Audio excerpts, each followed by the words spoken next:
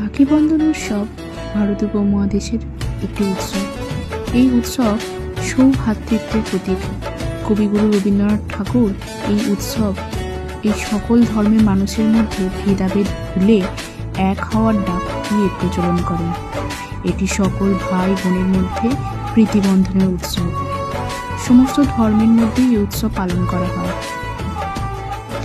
এই দিন দিদি বা বোনেরা তাদের ভাই বা দাদার হাতে রাখি নামের একটি পবিত্র সুতো গেঁথে দেয়।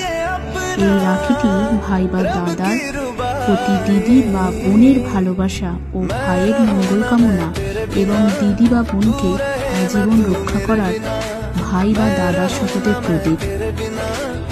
এইটি শ্রাবণ মাসের পূর্ণিমা তিথিতে উদযাপিত হয়। ভালো থাকুক সমস্ত ভাই বোনেরা, অটুট থাকুক তাদের বন্ধন, এই কামনা করি।